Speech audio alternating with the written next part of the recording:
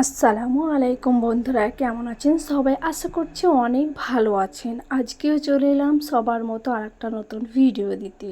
তো আজকে আমি আপনাদেরকে দেখাবো খুব সহজ পদ্ধতিতে একদম নরম তুলতুলো চিতই পিঠা। আর এরকমভাবে একবার বানিয়ে দেখবেন, অবশ্যই আপনাদেরকে ভালো লাগবে। তো ভিডিওটা শেষ পর্যন্ত দেখতে থাকুন আর আমাকে কমেন্ট করতে থাকুন। তো চলুন শুরু করা যাক। আমি এখানে একটা পাত্র নিয়েছি। এই পাত্রটাতে আমি সামান্য জল দিয়ে এটাকে হালকা একটুকু লবণ দিয়ে ফুটিয়ে নেব। তো যখনই দেখব যে আমার এটা হালকা হালকা একটু করে ফুটানো হয়ে গেছে, তখনই আমি এখানে চালের গুঁড়োটা দিয়ে দেব। আমি এখানে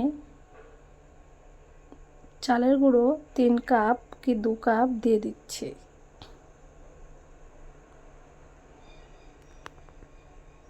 তো চালের গুঁড়োটা দেওয়ার পর এরকমভাবে একটুকু মিশিয়ে নিতে হবে, যাতে এর মধ্যে খুব সুন্দরভাবে একটা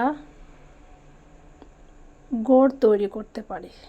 তো দেখতে পাচ্ছেন আমি এখানে একটা ব্যাটার বানিয়ে নেব। তো এইরকমভাবে আপনারা মেশাতেই থাকবেন, দিয়ে একটা ব্যাটার বানিয়ে নেবেন, একদম গাঢ় ব্যাটার। তো আপনার যদি মনে হয় যে আমি গ্যাসের মধ্যে বানাচ্ছি, তো এটা গুটুলোভাবে এরকমভাবে একটু করে ছিদ্র দানা থেকে যাচ্ছে, তো ওটাকে নামিয়ে ভালোভাবে এটাকে মিশাতেই থাকবে যতক্ষণ না পর্যন্ত খুব সুন্দরভাবে একটা ব্যাটার তৈরি হয়ে যায়। তো এরকমভাবে একটা চামচের সাহায্যে ভালোভাবে পুরোটাকে মিটিয়ে এরকমভাবে একটা ব্যাটার বানিয়ে নিতে হবে। দেখতে পাচ্ছেন আমি একদম খুব সুন্দরভাবে সহজভাবেই দেখিয়ে দিচ্ছি। এরকমভাবে বানিয়ে নিতে হবে।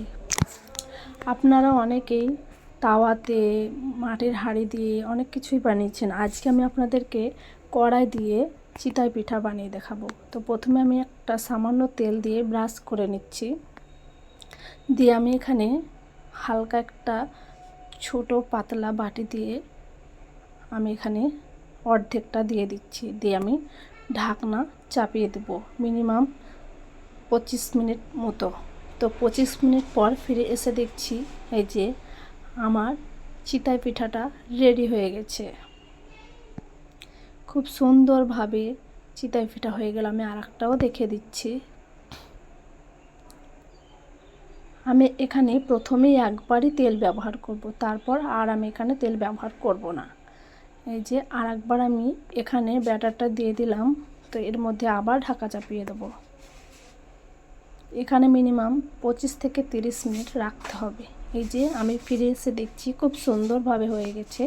অবশ্যই এরকমভাবে একবার কড়াইয়ে বানিয়ে দেখুন, অবশ্যই ভালো লাগবে। যত বেশি রাখবেন তত তাড়াতাড়ি হয়ে যাবে, বেশি আঁচ দেওয়া যাবে না, বেশ হালকায় দিতে হবে। এই যে খুব সুন্দরভাবে চিতই পিঠা রেডি হয়ে গেছে। এইরকমভাবে আমি অনেকগুলোই বানিয়ে নিয়েছি।